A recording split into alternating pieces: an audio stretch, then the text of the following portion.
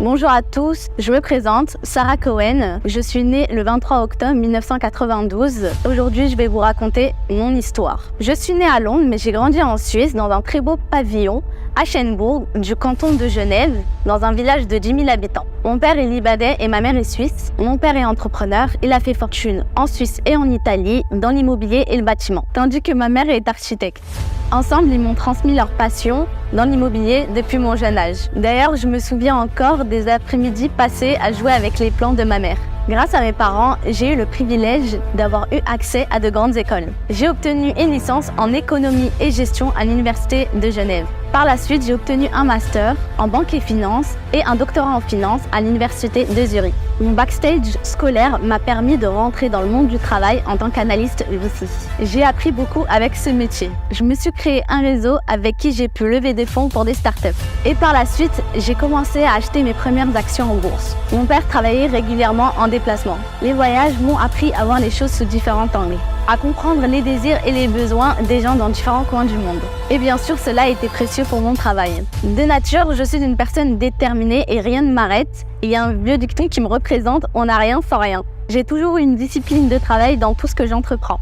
Je vais vous raconter une anecdote de mon enfance. Au collège, mes parents ne me donnaient pas d'argent de poche et donc je cherchais des solutions pour gagner de l'argent. Je me suis mise à faire des crêpes et les revendre à mon voisinage en faisant du porte-à-porte. Après, j'ai commencé à les vendre à l'école. Ma mère avait remarqué qu'il manquait régulièrement des œufs dans le frigo. Je lui faisais croire que je faisais des crêpes pour moi et mes amis et elle y croyait. J'avais mis de côté 400 francs suisses. Un jour, l'école a découvert mon activité, ils ont convoqué mes parents et ils n'ont pas apprécié du tout.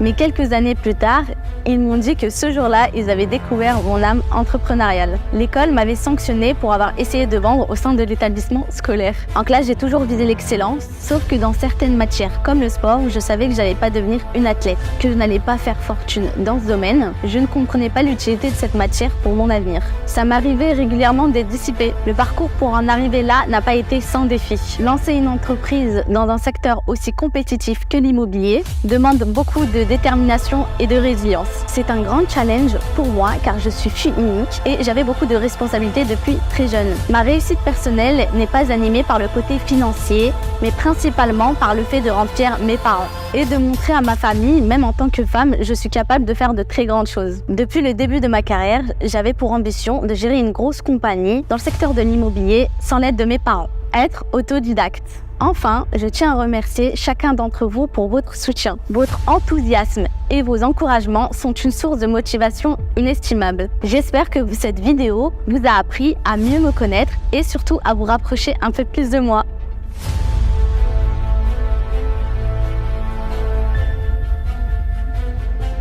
Pourquoi avoir choisi le nom d'entreprise Fédération? Notre choix de nom Fédération vient du mot latin Foederatio, ce qui signifie alliance ou union. Ce terme est utilisé à la fois en français et en anglais, ce qui nous simplifie sur notre position sur le marché international.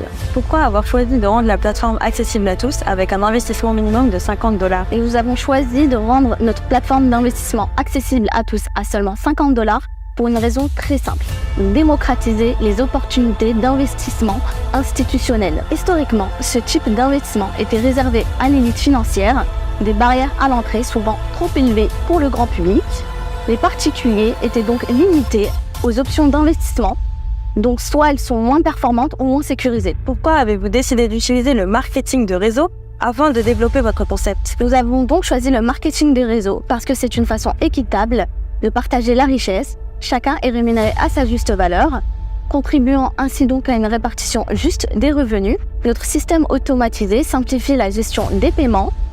Enfin, nous croyons fermement qu'un client satisfait pourra en parler naturellement autour de soi et donc étendre notre portée. Quelles sont donc les valeurs de l'entreprise? Les valeurs de notre entreprise reposent sur 3 piliers.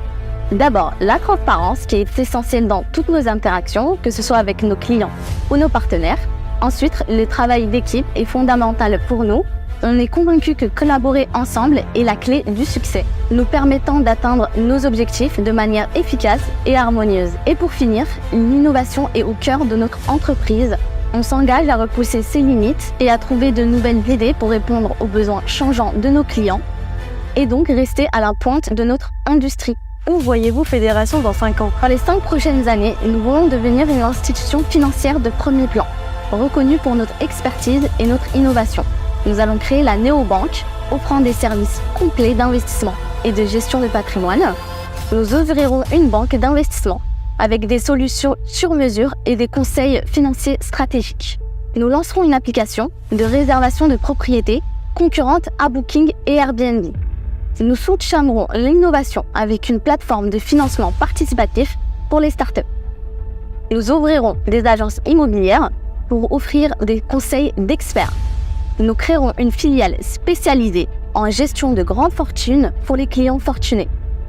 Nous prévoyons également une introduction en bourse et le lancement d'un ETF innovant. Notre objectif est de devenir un acteur majeur du secteur financier en répondant aux besoins de nos clients avec des solutions innovantes. J'ai cru comprendre que vous aviez une grande expérience en venture capital dans le marché crypto.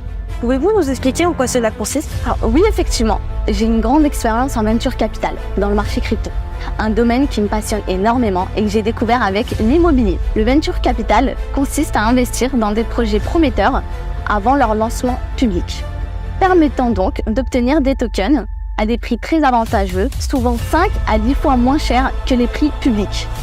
Ce secteur est très rentable, néanmoins reste l'un des plus difficiles d'accès. Chez Fédération, nos investissements en venture capital se font sur des projets liés à l'intelligence artificielle, le gaming et la tokenisation d'actifs réels. Décrivez-nous une journée type Sarah Cohen. Une journée type dans ma vie commence avec ma secrétaire qui m'envoie mon planning journalier. Je fais des modifications selon l'urgence où je priorise les tâches les plus importantes de la journée. Ensuite, je mets à jour mes mails et mes messages en retard.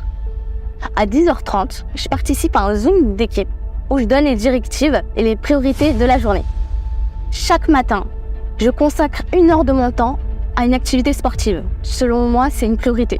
L'après-midi est dédié au rendez-vous avec les gros investisseurs, les agences partenaires, les promoteurs immobiliers et le cabinet notaire. Je fais également des appels avec différents projets pour la partie venture capital.